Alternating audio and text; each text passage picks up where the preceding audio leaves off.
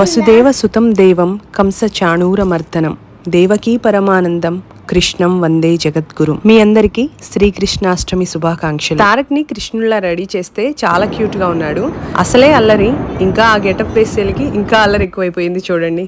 హే కేశవ హే మాధవ హే గోవింద రక్ష రక్ష పాహి పాహి పరమానంద.